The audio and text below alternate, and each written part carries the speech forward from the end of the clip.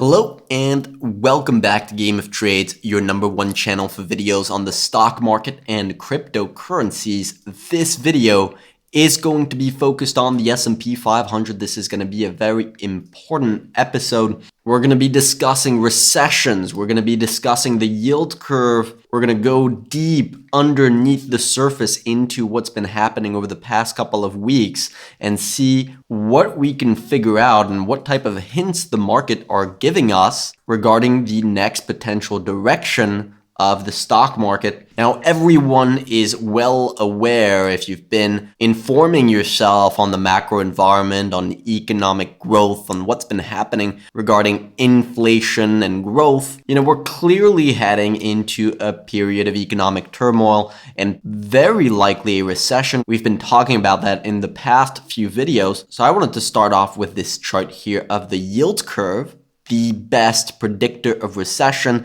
This is the 10 minus the 5-year. And you can see we're coming towards inversion here. That's where you can start to look out for a recession. But what this chart shows very clearly is that recessions only occur when the yield curve is steepening. You can see that happened back in 2008. It happened back in 2000, back in 1990. And you can see between the moment where you're flattening to the moment where you're steepening, that can take a few months, if not a year, before a recession actually plays out. So that's very important to keep in mind.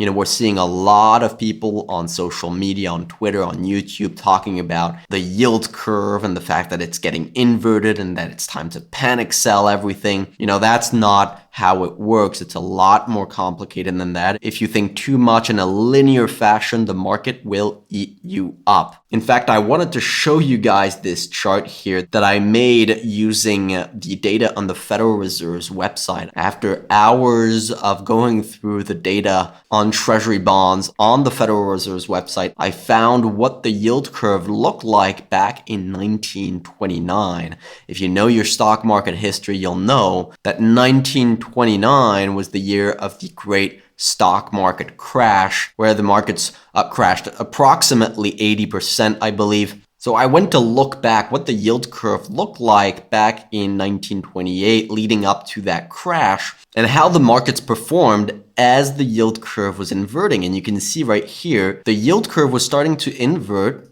in January of 1928 here. It came below 0%. That's when you've got an inverted yield curve. And it continued to invert. It continued to invert until August of 1929, where it began to steepen, and then you had that recession. So I wanted to check what the market looked like in this period where you had the yield curve invert. And believe it or not, this was January 28th. And this was August 1929. The markets rallied a staggering 100% throughout that period of time. So this yet again proves my point that an inverted yield curve doesn't necessarily lead the market lower.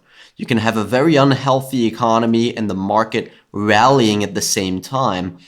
It wouldn't be the first time that happens. Now, I know this goes against what many people are calling for, which is an immediate bear market right now, but it wouldn't be the first time that we go against the herd in the past couple of years. Now, if you're interested in following these crazy markets with us, make sure to click on that subscribe button. Do not forget to smash the like button if you enjoyed this video. Now, without further ado, let's get right into it.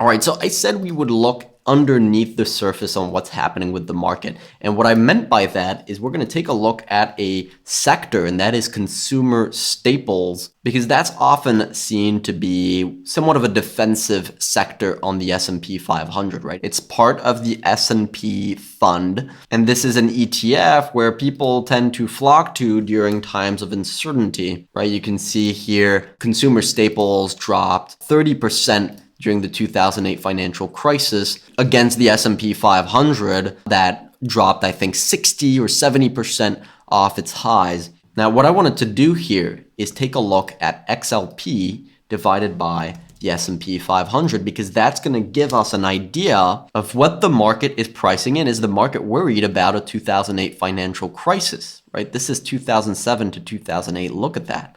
massive impulsive move higher with a significant breakout above very important levels of resistance here.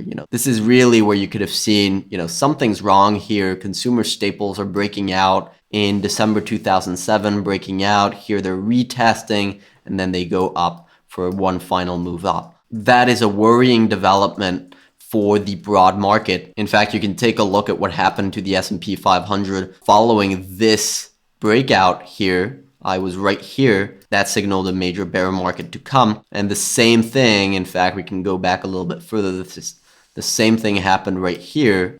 As the stock market was topping in 2000, you had this ratio of the consumer staples divided by the S&P 500 just go up massively. People were seeking protection here as the markets were breaking down at the top. And that again signaled a major bear market. Now let's take a look at what's happening right now. We have a very important level of resistance right here. This is clear resistance with lots of reactions here back in 2000, back in 2007. A worrying development would have been to see the ratio break out here and then begin to retest. That would have been very worrying. But that is not what happened. What happened is we got a rejection here. That is the market telling you that we're not going risk off just yet. Trade the chart that's in front of you. Don't just try to guess where things are going. I see so many people online just guessing their way through the market. Sometimes it works, sometimes it doesn't. But if you look at charts, if you look at data objectively, you're going to be right a lot more than you're wrong. And this is not telling me I should be worried about a lot more downside coming. And one more thing I wanted to show you on this chart that I really find fascinating is the similarities that we're seeing here between now and some of the case studies that we've been looking at over the past few weeks. Now, what do I mean by that? If you've been watching our videos throughout this correction, especially towards the end of February and the beginning of March, as we were looking for a bottom in this correction, we've been comparing this correction to what was happening back in 2018, and we've been comparing it to what happened back in 2006, because these were end of cycle corrections. And I'm referring to the boom and bust cycle. These corrections happen towards the end of the boom and bust cycle, where you start to see slowing economic activity. The Fed is tightening here. And that's usually when you have one last move higher that can often yield absolutely tremendous returns. And what I find fascinating here is that in each of these cases, look at this. You have this ratio, the defensive sector ratio, reverse off resistance here. Again, that's the market telling you, nope, you're not going into a bear market just yet. You can still expect some upside in the stock market. So very different look to what we had around this place here. And if we take a look at that 2018 correction, very similar, right? Big level of resistance around here. And you have this ratio reverse right off of that resistance level, telling you that you're not yet going into a risk-off environment. So this is one of the ratios, one of the sectors that we pay attention to really get a feeling of what's going on in the market underneath the surface, what type of opportunities we see in the market. The defensive sector is not one of them. This is an article from earlier this week, taking a look at the big levels, the big key developments that we're watching out for on the stock market. We took a look at the FOMC meeting, what we expect in the next few meetings, how we think all of that is going to shift and impact the market. We took a look at important indicators of sentiment. But what I really wanted to show you on this article here is another ratio, and that is the NASDAQ 100 divided by the S&P 500. So this is the chart of the technology sector against the S&P 500. And you can see what's been going on here since the end of November 2021. We've seen the technology sector underperform massively. These stocks have just been getting hammered throughout the past few months. And in fact, throughout this period here, as we were testing big levels of support on this ratio, we added a few tech trades to our trading watch list, including the ARK ETF. And we were waiting for this breakout here that just occurred. So again, pay attention. This is the market telling you that the environment we're going to see now is undoubtedly different to to what we've seen over the past few months, where we've seen tech getting hammered. This is a breakout.